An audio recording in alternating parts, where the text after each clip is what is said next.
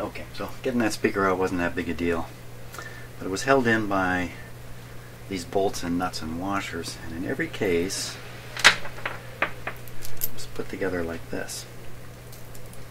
So this is going down through the frame of the speaker. Speaker's right here, by the way, so it's going down through the speaker, through the wood, and the lock washer is down here trying to bite the wood. That's not right. That's not right.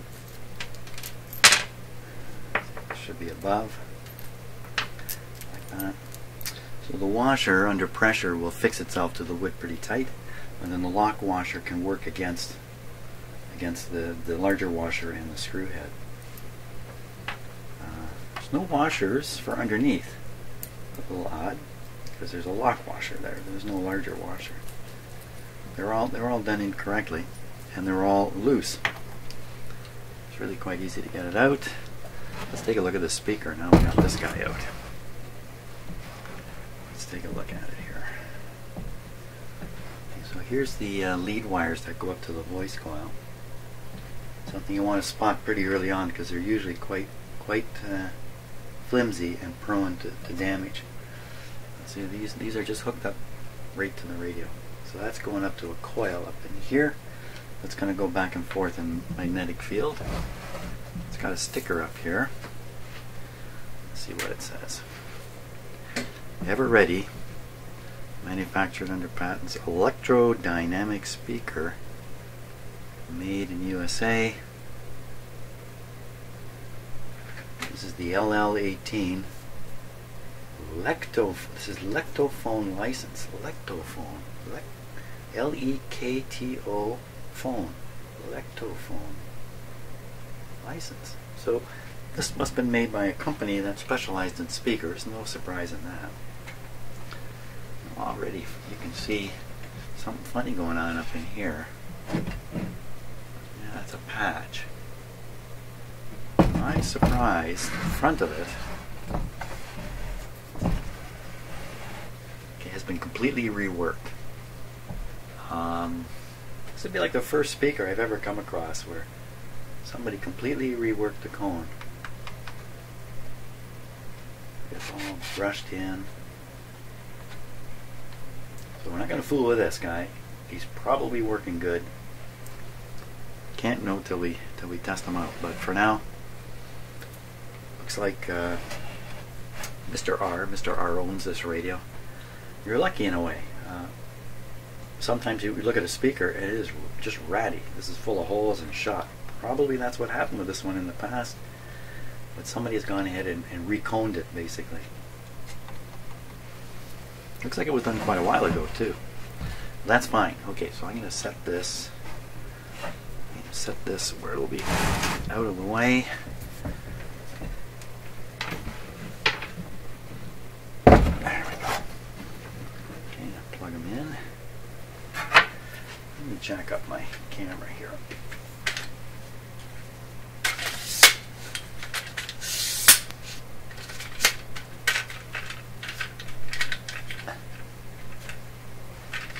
Bit of an aerial view there for a moment. There, that's got to work a little better for us. Now,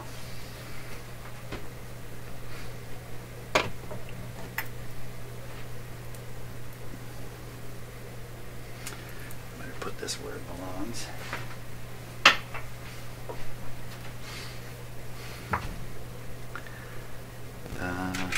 Oops. Plug in the field coil of the speaker. Voice coil. Where'd you go? There it is. So some potential for a short circuit to develop right up in here.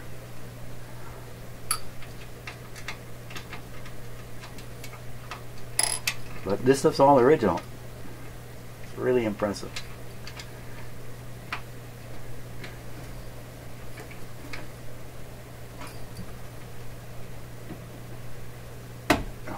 Here we go. That's in. Good to go on the speaker. Good to go again. Once again, I think that's volume, I think that's tone. No antenna.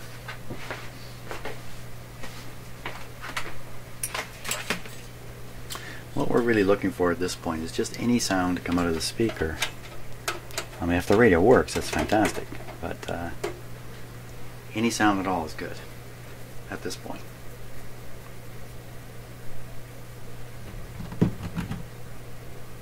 Okay, I'm ready. I'm ready to give it a try. This time, you should be able, I'm just going to lift the camera up like this so you can see those lights in the meters, the lights up here. This time we're probably going to see something happen. Are we ready? You might see, well, you won't see it in the camera. It might be an exciting flash in the switch here. There we go. Oh, hot diggity dog, those lights came on. How we doing? How we doing? Looking down, looking everywhere. Okay, tube's lighting. Lit, lit, lit. I didn't turn the lights off in my shop here. One sec. Okay, not hearing a sound yet. Let's do this. Let's put this guy here.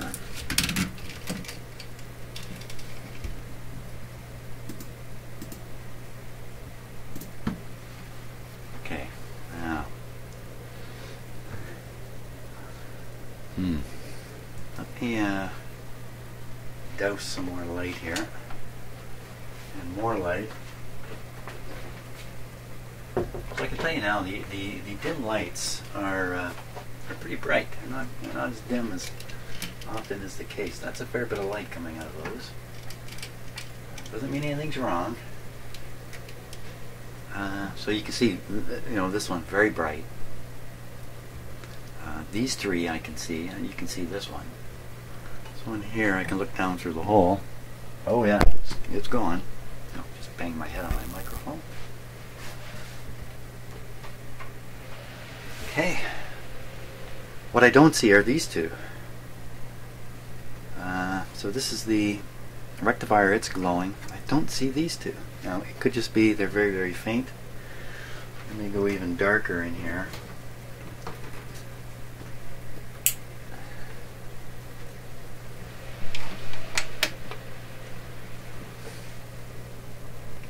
They are both glowing, but they're very dull. But they are glowing. Now, the fact is, this guy is operating with how much power? How much voltage? 76 volts, which I can tell from that little box on my bench power extension cord. 76 volts, very low. 90 would be a little better. 76, maybe it's not going to make any sound. I got that speaker way over yonder. Do I want to stick my head over there? I'm going to have to. I got to stick my head and stick my ear in the speaker here. Yeah, I'm looking for a hum or a hiss. Okay, volume up. Looking for a crackle, hum, hiss. The news at 4. What time is it? The news at 8. Maybe this is volume.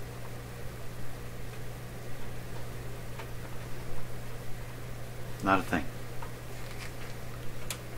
Nada.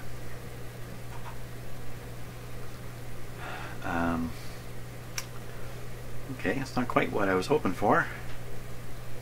Not really worth tuning around. What's going on there? It's my flashlight. That's kind of weird. My battery operated flashlight went up and down. I made some kind of discovery just now. I don't think so. Okay, so we got a radio that appeared to be working. Probably from 9 of supply voltage. So now my next decision here is whether I should flip this on to full voltage.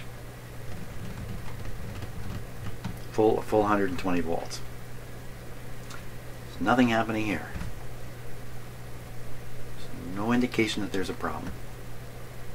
The power drain based on the glow in the light bulbs is reasonable for this guy. The owner says it works, or worked. And I just saw another serious problem in this radio with something I haven't really shown you yet, but I will soon. Sure, let's put it on full power. In this case, should something happen, it's up to my house circuit breaker fuse to help me out. It would leave us all in the dark too. Don't expect anything to happen. Volume down. Some horrible surprise. Here we go. Okay, so you can see my dim lights are off now because they're no longer in the circuit. All these tubes are lit much brighter, especially the two output tubes here. Much brighter.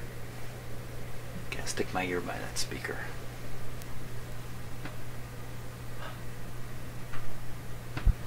You know what? I don't hear a darn thing from it. So that makes me think the speaker is not connected. Did I do something stupid? Okay, quickly. It's a little hard to get this wrong. Like get the field coil and voice coil mixed up. If you actually did that, your voice coil would be gone like that. And then you would have a silent speaker. Maybe the next stage, we're going to check that speaker out. I think that's what we're going to need to do. So I think that's probably the wisest next stage. So power off.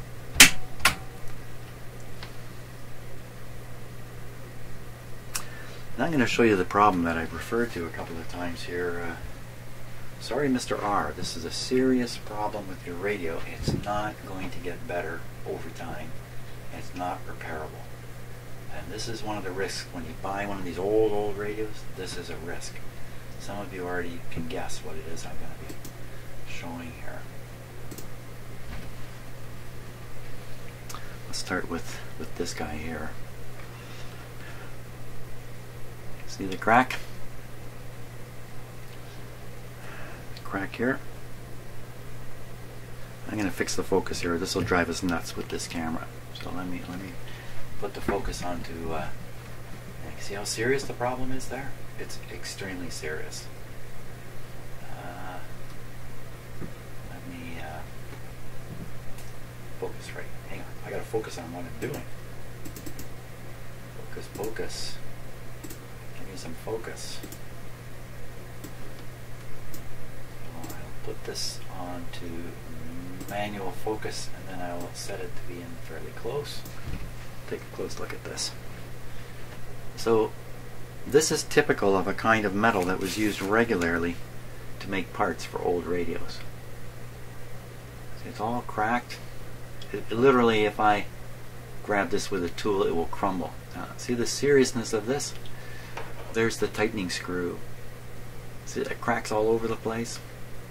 This is kind of similar to the knob problem with the wooden knob, except this is metal. And this was designed, or intended anyway, to take the strain of the screw locking down on the shaft and deliver the strain into the metal.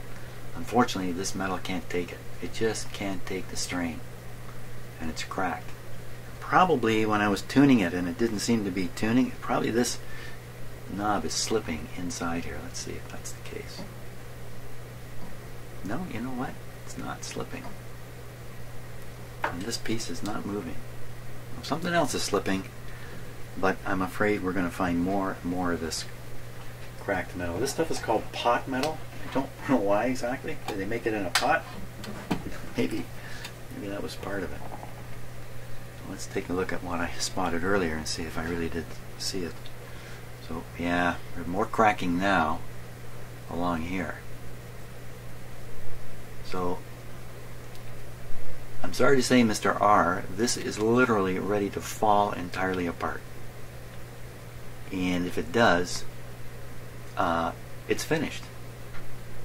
You would have to acquire another one of these radios, mix the two together to get one. And almost certainly another one of these radios looks exactly like this. So buyer beware. Now the RCA Victor I did not have any cracking in it. I was quite impressed, but I have seen this kind of thing before. It's a disaster. So I had to be extremely careful not to do something now to encourage this to actually just completely fail. I have to think hard about, you know, what can we do to fix this? Some of you are going to have solutions. Some of you with more experience than me, you're going to know what to do. And you know, just off the top of my head, this looks like a major epoxy up job. Remember how tight that cord is there? That cord, it's tight like a guitar string. That's putting the strain on here. See how foolish I was to just start turning the knobs on this radio back and forth. For all I know, every time we turn those knobs, these cracks get a little worse. And for all I know, there's three more rotations of the tuning thing. I hate to do this, but we're going to have to take a closer look over here too. I'm afraid of what I'm going to see in here. Oh boy. Wow. Well, there's so much metal here that this doesn't... Oh no, it's got a crack in it too. Pressure crack from the tightening screw. Look at that. Look at that. Here's the spring putting the tension on the tuning wire. Look at... Oh my gosh. So this is where this let's call it plastic. This plastic piece is screwed into the pod metal and it's fractured, getting probably from the screw pressure.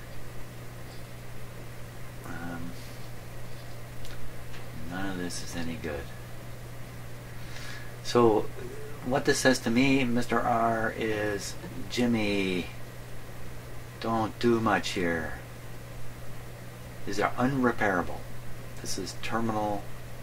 This is a terminal problem, and I'm really concerned we're going to find even more of it as we go along in this radio. One solution, since you know this is not the kind of radio you're going to play, you know, every day because you want to catch the news. That's not what's going to happen with this radio.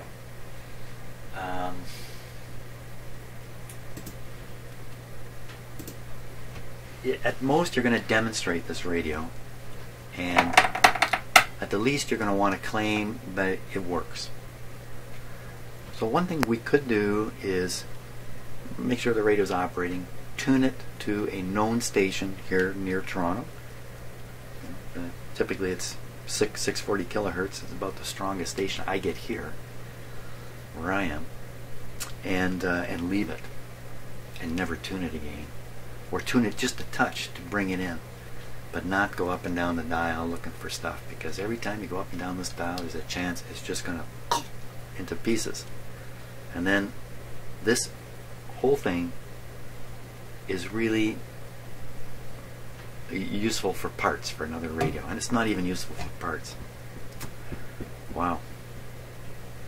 Okay, so I'm really interested in what the comments that may come on this video.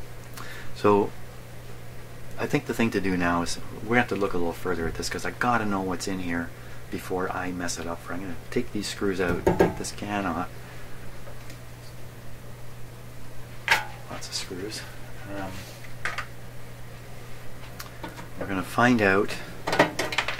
Whoop, ever come out fast. We're gonna find out what's under this cover, and if the frame, there's a capacitor under here, the tuning capacitor. If the frame is made of pot metal, it almost certainly is, it will be all cracked to pieces too. So this is really, I'm sorry, man. I'm so sorry, Mr. R, but this is the truth of what you've got here. We would like it to be otherwise, but I'm just getting another camera ready.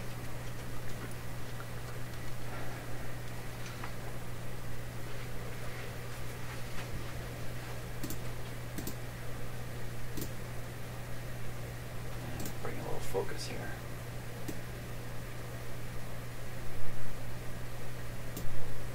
Okay, there's some screws down here.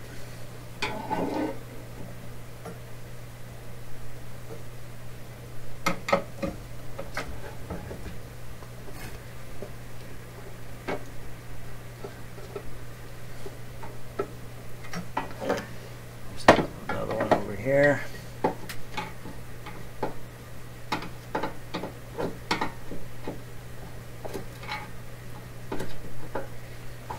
here I cannot see.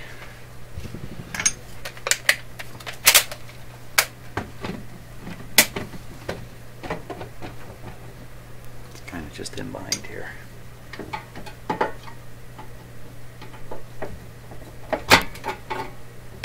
So I guess the pot metal, I should read up on it to know exactly what it is made of.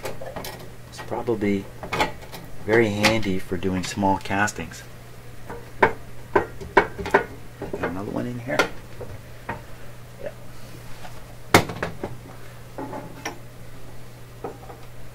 Which is why it was used.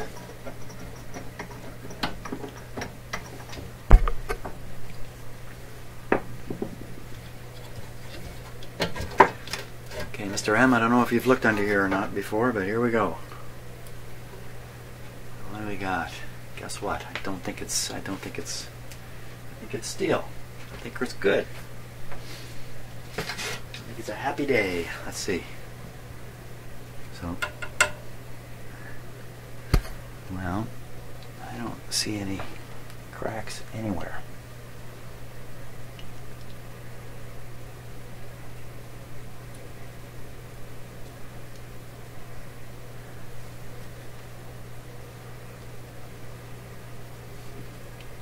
So this is not cast metal, this is bent steel, probably plated steel. It's very heavy. Looks like some welds or something. I can see that it's been sanded down in here. This is a really rugged piece. So now these right in here, these can be cast metal, pot metal, but they're not. So again, you can see it in the camera, but there's lots of cracking evidence over here in this big pulley. But this is good, so I don't think there's any problem here. I think it's 3 stages of tuning, and this coil out here on the fringes.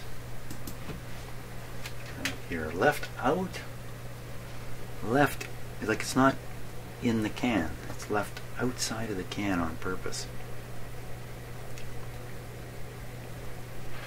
Everything's on purpose. Well, if we're taking cans off, we might as well take this can off. First I'm going to put these screws back in. This is about the wisest thing you can do with screws like this. Is put them back where they came from.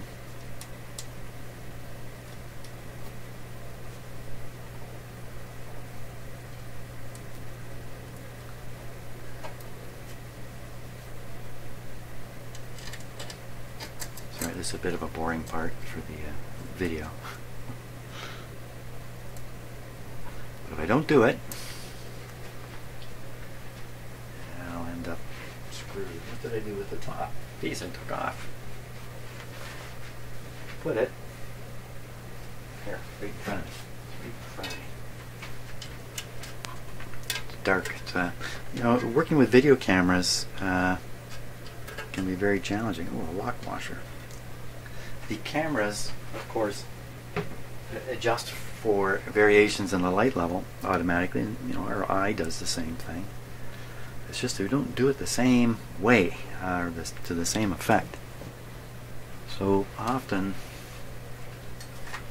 what I see with my eyes looks quite a bit different than what's on camera. It's not quite the case right now.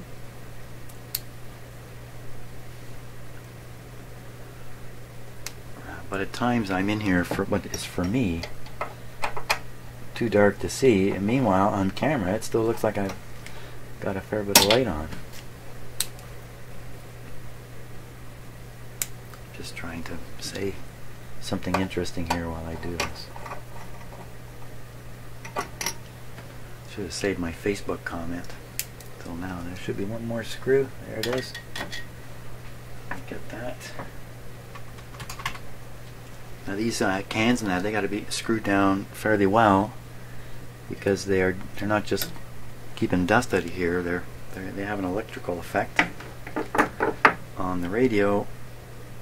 Try to isolate away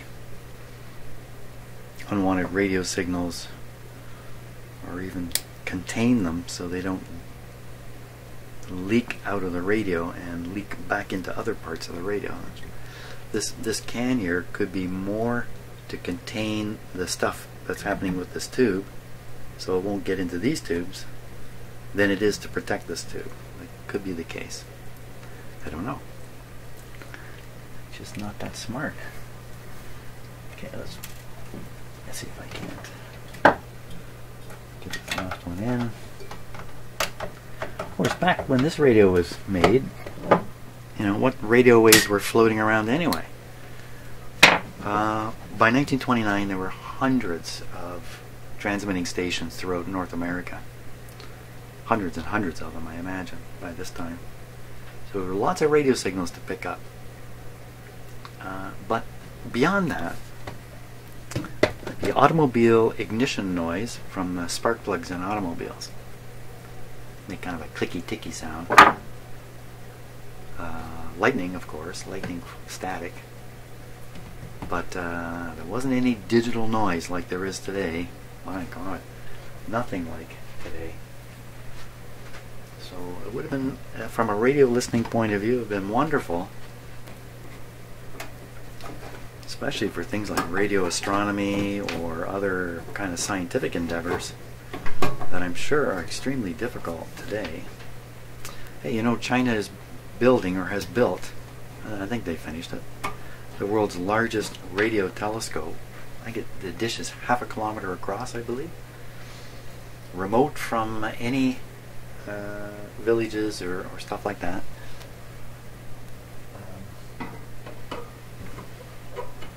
I think it's operating.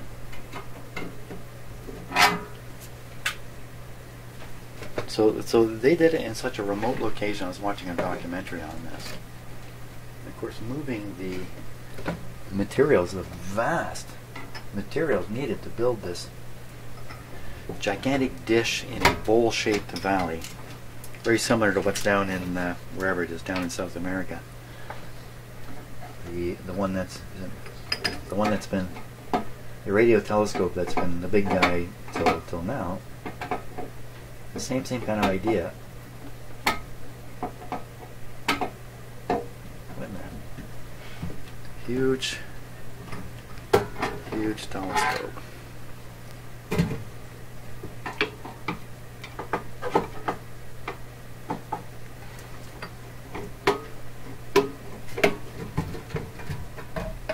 And the point of saying that was it has to be, of course, remote from interference, and where they have to put it, you know, in the remote areas of China.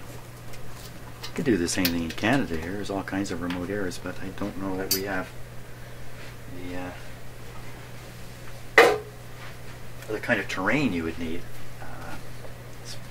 Anyway, oh yeah, the materials they had to truck into this remote site. Unbelievable. The roads they had to build. It's just a huge endeavor. It requires a big country to do something like that. Big country. Now, while I put these screws in, let's just eyeball this thing. So I see a great big transformer here and another one there. Interestingly enough, they've mounted this one on an angle.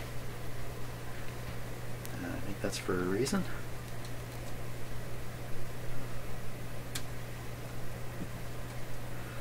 It doesn't look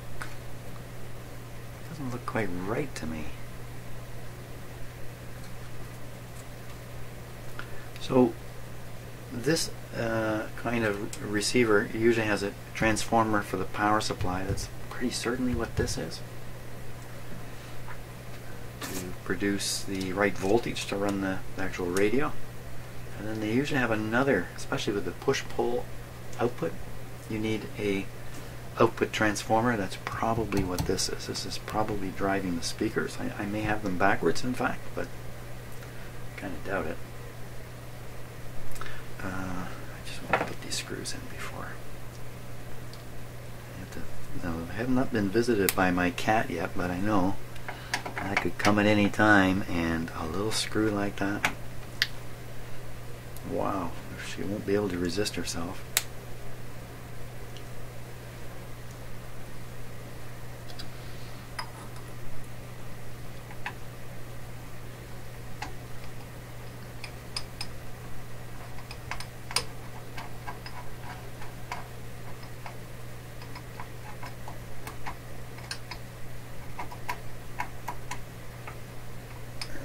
said, screw like this in my shop.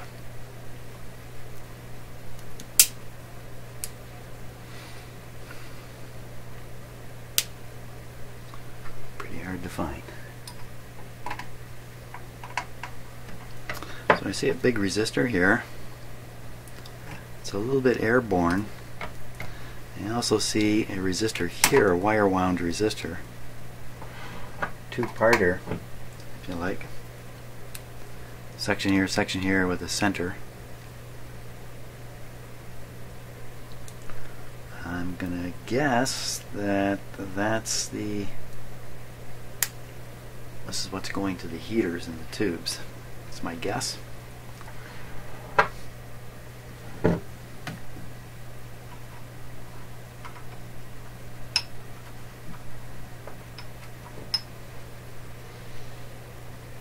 So the transformer should be taking in 120 volts and producing a lower voltage to run the heaters on these tubes. Perhaps even 2 different voltages. Maybe even 3 different voltages. One for this guy, a voltage for these guys, and a voltage for all those. I don't know yet. Excuse me, I haven't looked at a schematic for this.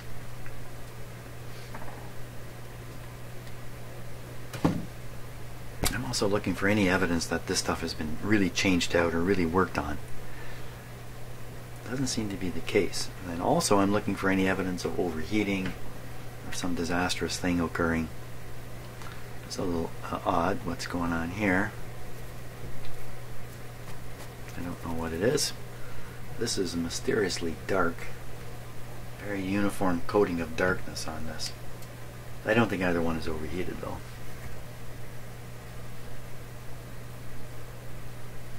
Yeah, out of view is a number of wires traveling off of this transformer back here. There's a terminal strip with more wires. So, and down at the bottom here there's another terminal strip with more wires.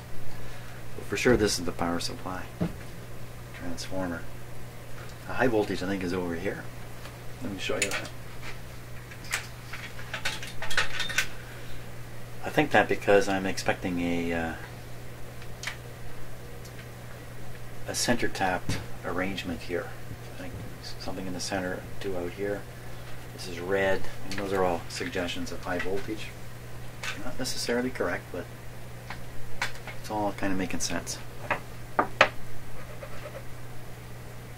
So, of course, there's no metal in here that's cracking of any concern. So it looks like this whole cracking thing is boiling down to this guy and this guy.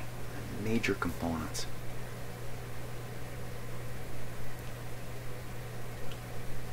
Don't turn them anymore, Jim. Okay. So we want to test that speaker. Where are we on the clock here? About half an hour into this video. Okay. Let's bring the speaker over.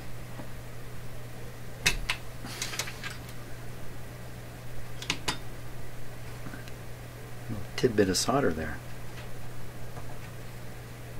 Solder drip from this. So this doesn't look like it's engineered. It doesn't look like a design thing. This looks like it's resoldered connections. I'm guessing this has been replaced once. Why they left it floating like this? Shouldn't there be a terminal it can go on to?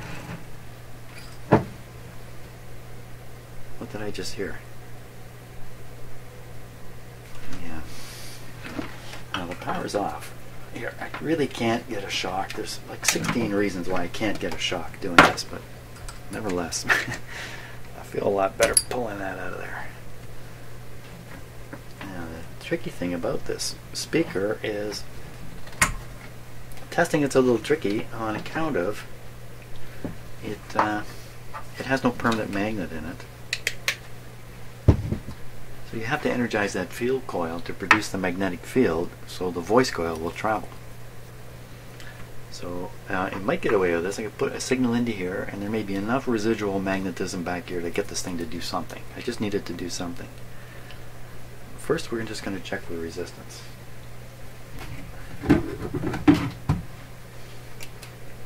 Now the owner did say it's working. He would only say that if he heard something come out of the speaker. So very surprised if this is actually no good. So we're going to try the voice coil. There we are. You can see would be, according to this, around an ohm of resistance.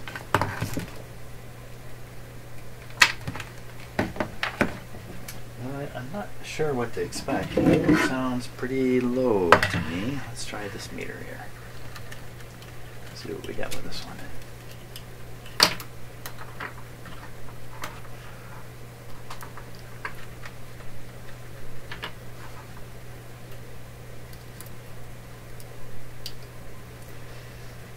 There we go.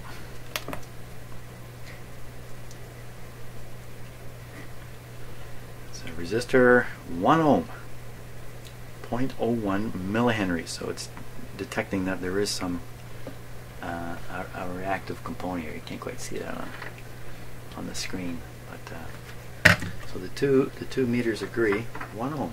Okay, 1 ohm is better than 0, and 1 ohm is better than open circuit. Let's look at the field coil. Let's not stop here.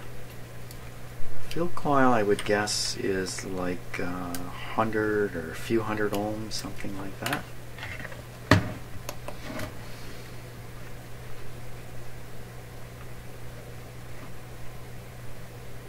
2,550 ohms, 2,500 ohms.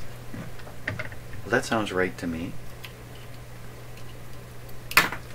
So sufficient testing there to say the speaker's good, without even actually trying to operate it.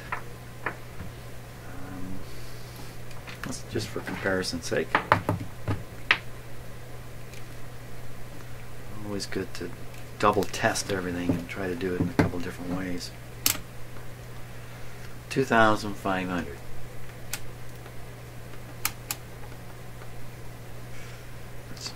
This is the 2,000 scale, so it's overscale. 2,500. So the two of them are agreeing again. Speaker, okay, all indications are we shouldn't worry about the speaker. So now we got to worry about why did nothing at all come out of it. Now,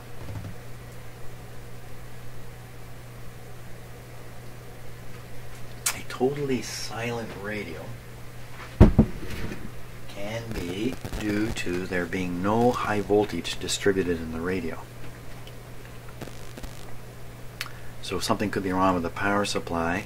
With no high voltage, none of these tubes are doing anything, and there's just no way the speaker's going to make some sound. Thinking about that now, you know what? I think it would still hum a bit. I think the field coil could still potentially cause a very low hum in the speaker, which I didn't hear. So we're going to take this cap off now. We're going to look at the wiring between the power supply and the output stage here and the rest of the radio, and that'll reveal a whole bunch of test points, and we can start doing a few more measurements to see what's up.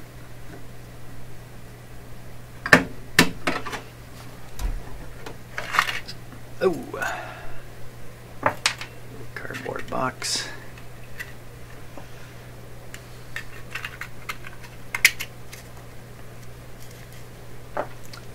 This is quite nicely done. See if I can get a little better look at it.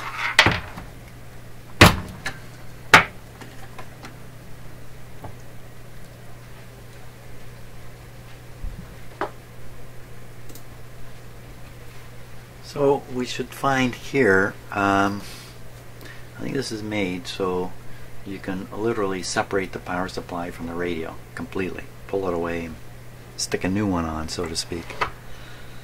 So there's nothing fancy going on here, it's just conveying power from here onward. So one of these will be a ground terminal. And then I would expect a heater terminal. Now maybe all these tubes run at the same. Well, all the tubes to the right here in the radio would run at the same, because they only have to supply, finish your sentence, Jim, I only have to supply voltage for these 27s, the number 27s, they're all the same, so all the same voltage. So 2 of these are going to be committed to heaters, and then the other 2 are probably high voltage. There has to be some high voltage conveyed over into the radio. Could be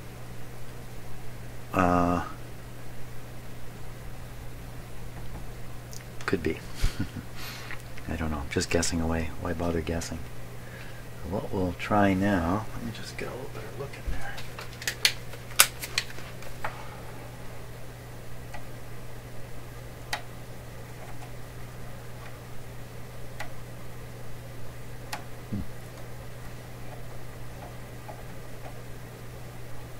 So these screws have been worked a fair bit. I can see from the cam damage, from the screwdriver camming on these. You wouldn't want to do this with the radio on, that's for sure. Yeah, they're all tight. They're all snug. You don't see that there's anything wrong with this. Okay, so we're going to power up the radio and we're going to test for voltage along this guy. See what we find. Let's get on a bigger view.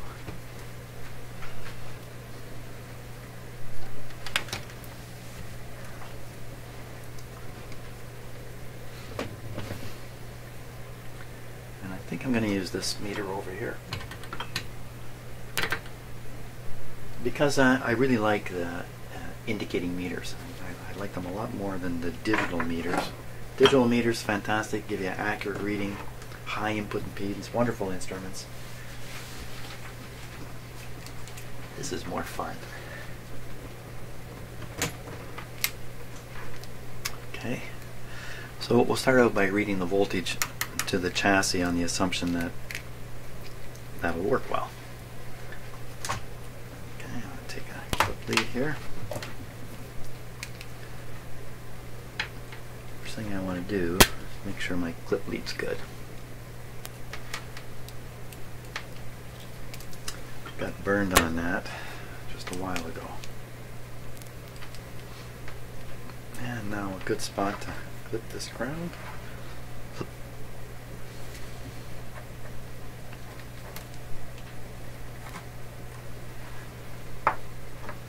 Okay, so the meter is set to, I'm going to set it a little higher, 500 volts full scale.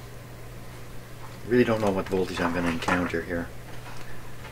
I'm going to be running the set with the low voltage, the low input voltage. Let's plug it in. Okay, I got to plug in. I'm not going to get anywhere with this not plugged in. Remember, with the field coil out, power supply going nowhere. Okay, then might as well, just in case. There were times when I was working on the previous radio very similar to this, I had no antenna hooked up, and boy was it quiet. You can still hear a little hum though. Okay, put that in. Put that in. Again, if you're a new viewer here, by the way, everything I power on my bench, I power through a transformer to provide isolation from the power company ground and the physical earth of what I'm standing on right now, what we're all standing on. So you can look up that if you want, isolation transformer, understand a little better what I'm doing, but there's a number of things I'm doing to maintain my safety that if you don't do them, the situation's different. It's not that it's necessarily dangerous, it's just that you gotta have a different set of facts in your head while you're working. And even having isolation transformers, stuff like that, there's no guarantee that won't get you a shock. There's still ways to get shocks off these things. So what makes something safe is your level of understanding about it and your willingness to operate appropriately in such an environment. Okay, enough of that. So here we go. I think I'm all set. Let me just test my. Any surprises here? That should be no problem at all. Okay, fire on. Restricted.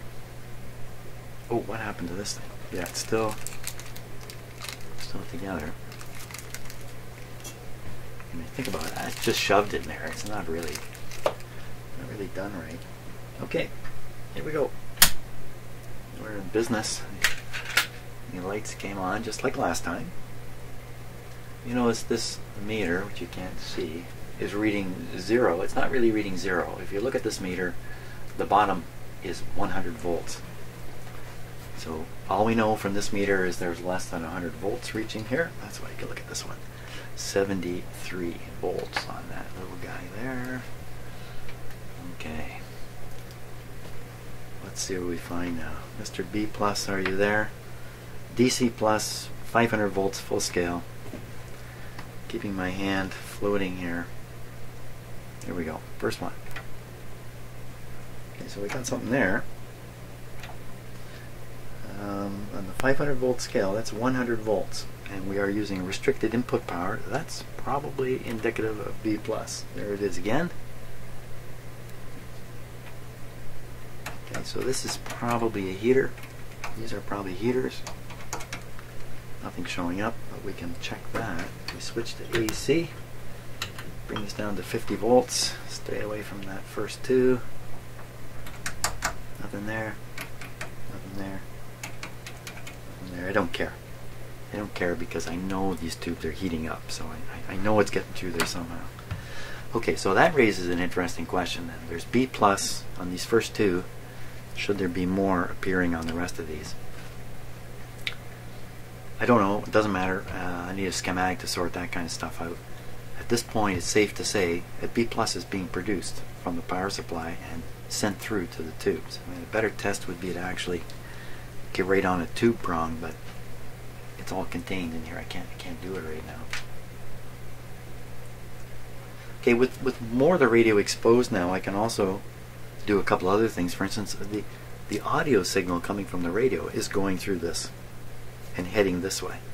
And if I touch this, we should hear it. And the volume control is probably controlling way over here, way in the front of the radio. The last one I did, it was actually a resistor right on the antenna. So the radio volume itself was basically wide open, and you just control the input at the antenna with a rheostat. This one could be exactly the same. Well, that means that right now, if I feed a small audio signal into the right spot over here, it's going to come screaming out of that speaker. So I will feed first a very weak signal. And the way I will do that is I'm going to grab a screwdriver, any old screwdriver. Okay, so I'm holding the handle. Okay, so this capacitor, this screwdriver is a bit of a capacitor now, with one plate, another plate, and a dielectric. This plate, me, is humming. I'm humming like crazy. I got all kinds of weird radio signals in me. By using the screwdriver, I can safely present them over here. I don't normally explain this much, you know. What's with me? I have the sensation I have a lot of new viewers, so that's why I'm explaining a lot. So this might be loud. Wouldn't bet on it though.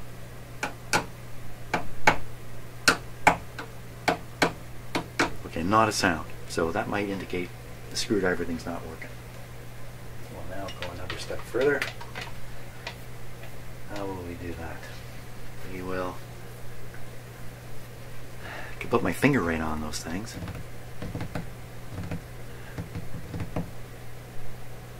Perhaps I've misinterpreted the volume control.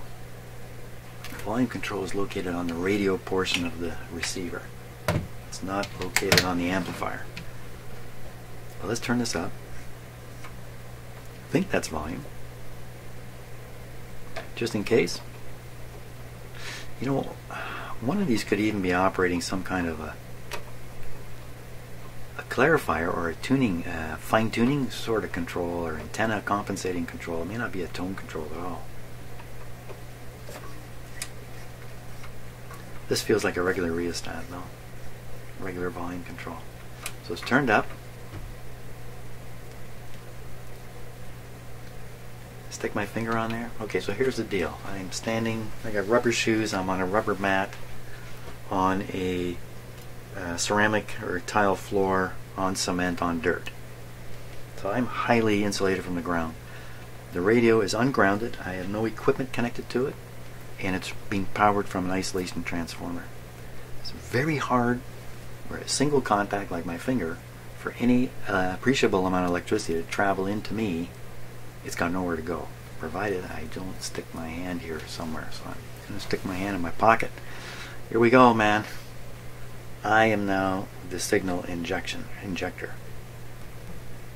Okay, if you hear a loud screaming sound, it may be me.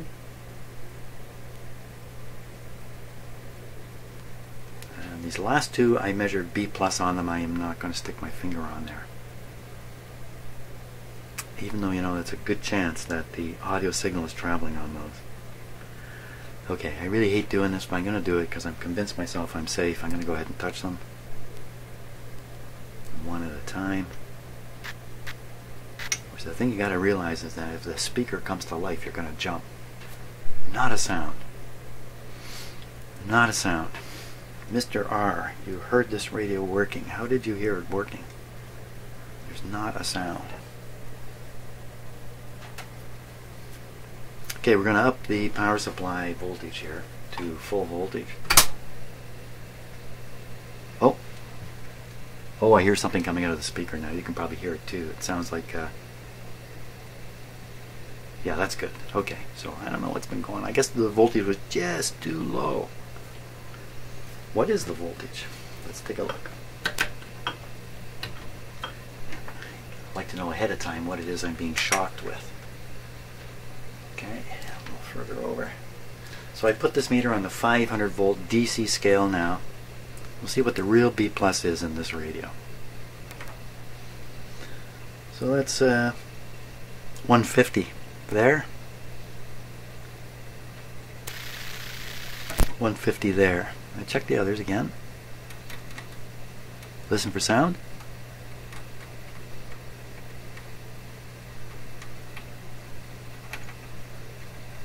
Unusual sound coming out of the speaker. Sounds like boiling water. Not a typical radio sound. These ones? Nobody wants to make a sound. Okay, is this up full? This is full. Oh.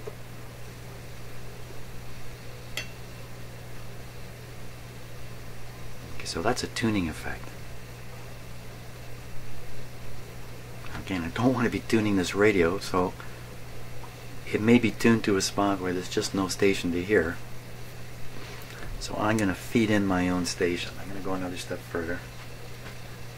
We'll feed in our own signal here, because now, thank God this is working. I really was getting quite worried about that. Okay, let's pop these out of here.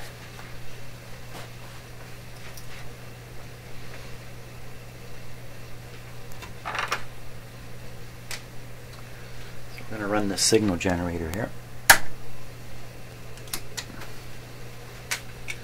Again, because some of you are new viewers, this is a fixed frequency signal generator. I can control it. It's like a little transmitter, and this will read the frequency that's coming out of it. There it is there. So right now this is producing a signal at 1560. That's the very top of the AM band. We got a connector here. Let some more light in the shop. That's good for me.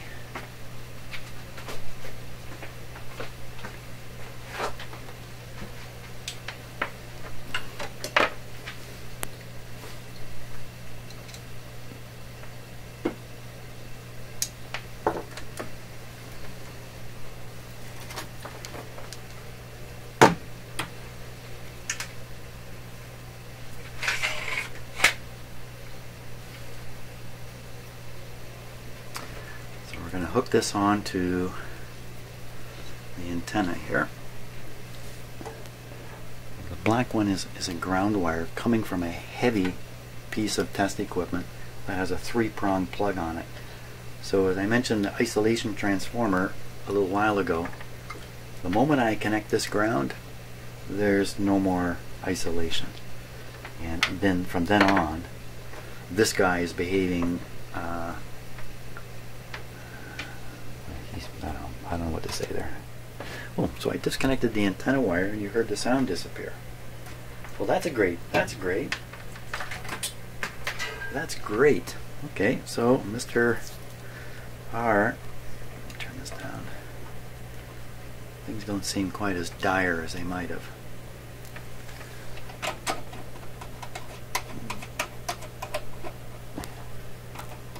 That there. The ground down here. Okay, so the output signal coming from here is a moderate signal. A radio should be able to pick that up without any trouble. We think we're tuned around 800. So hopefully when these numbers say 800, we're going to hear something come out. The signal is modulated with 1000 hertz, 30% modulation. There we go. Around 800. I'm just going to make this a little bit, make things a little more convenient for me. 800.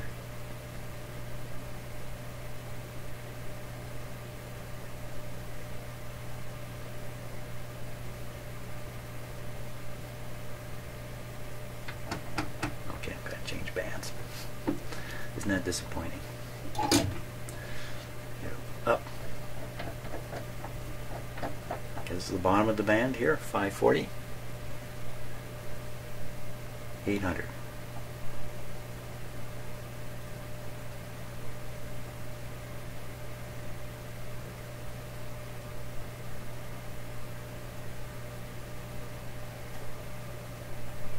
I'm hearing things. Okay, so we'll put the power up. 10 times as much power.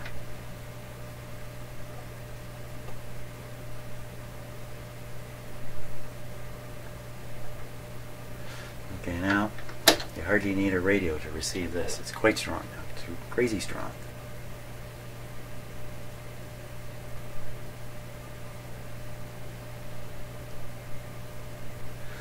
That's really kind of odd because it was picking up noise from the. Did I turn these volume controls down? I did. Ah, okay. Volume back up. Well, that was a good test of the volume control. Turn this back. No, back to moderately strong signal.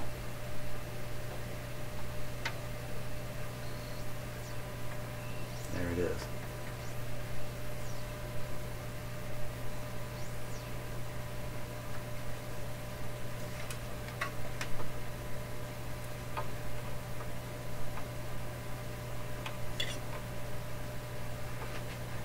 Doing so well. Okay, we're going to give it a stronger signal.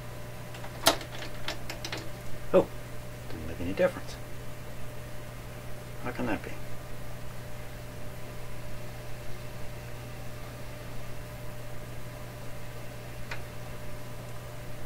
It's blasting in there. It's got to get for a wide range. It's picking it up. Why so quiet? Why so quiet? Okay, let's fool with these controls here.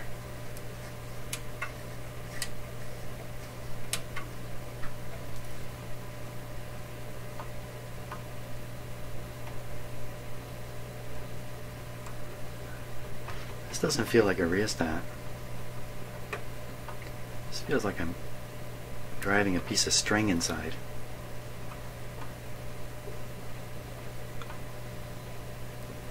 Nothing.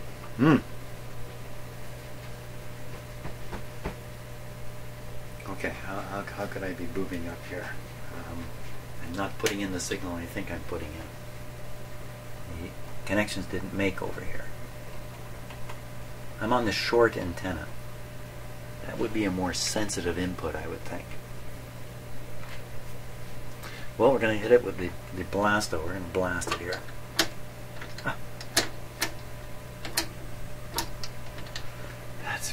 So no matter what level I take the output here, it's going up in steps of 10. 10 times every time I snap that. The output is remaining exactly the same. Around full voltage.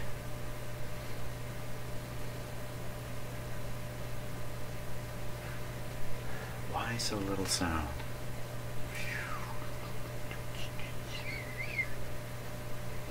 Well, we'll try the other antenna input. Okay, so we're low here. long antenna.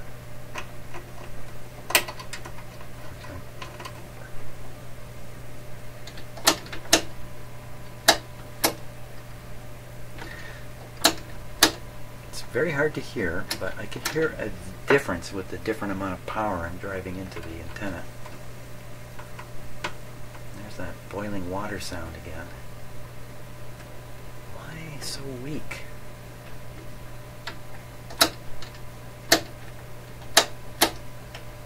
It's just possible. That's definitely tuned to 800. So it's just possible that in fact this is like a ghost point here. There's no such thing as a ghost point. I just made that up. Let's tune around a little more. Maybe I'm going to hit a spot where it's really going to come in. And hear the heterodyne of the whistle going up and down. Can't be really far off.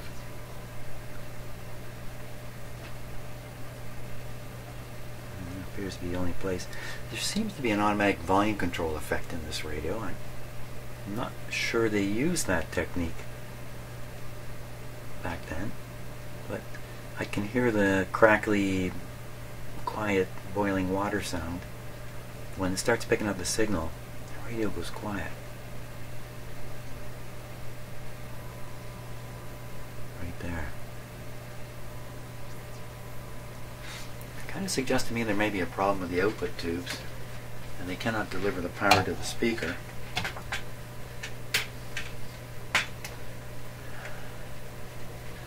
So what I'm going to do, turn down the volume, wiggle these tubes, in case it's just simply a matter of the tube not making contact. I'm expecting a big jump in sound there. Full. I turn this up full, I can tell that stages are being driven hard just by the amount of harmonics in the result, even though it's so faint. So the front end of the radio appears to be working hard, generating a signal, but it's not being turned into a strong signal for the speaker.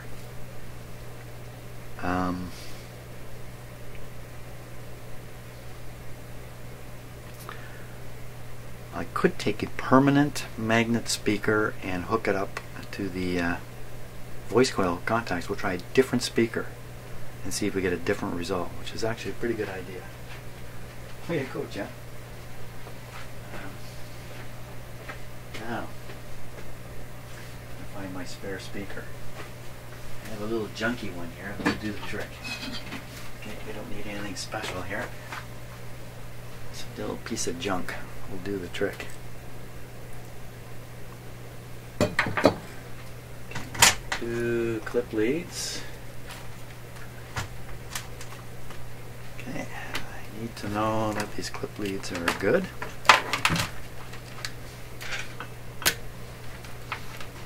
While I'm doing this, something you can't do watching my videos is I'm keeping my nostrils operating here, just in case. That's what I did there. Something starts burning.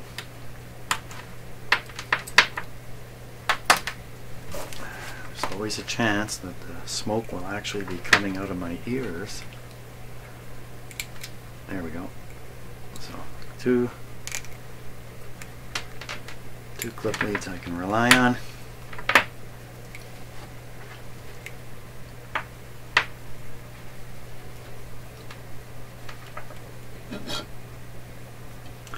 Hey. Voice call wires busted.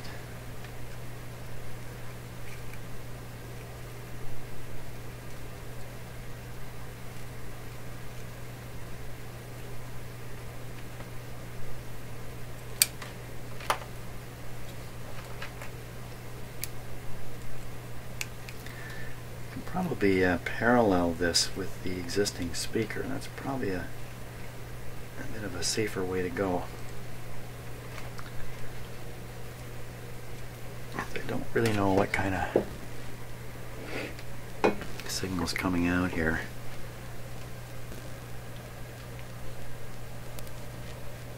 Gives me something to clip on too. Get down there. Okay, hold your ears. This might be loud. Might not be loud. I got both speakers going. I can't tell them apart. Let's see if this one is really doing something. I can hold this right up by the microphone here. But first, my ear. Oh, clip lead came off. Let's get it back on.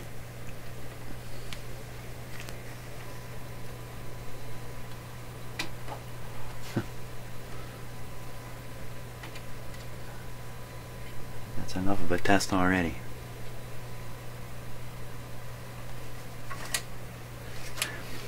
So there's a very, very low signal heading for the speaker. So this could be, hey, come back down here. I didn't bother putting it up on the microphone because there's not much to hear. It's just, this basically proves that that speaker is doing what it should. It's not the speaker's fault. Hey, aren't I the speaker on these videos? There. Well, probably the next step is to do a rounded tube testing and see if we haven't got a bad tube in here. It could be really any. Well, let's see. Let's think about this. We're hearing the tone, so the tone is being detected by the detector, probably this tube. Probably the problem is in the amplifier here.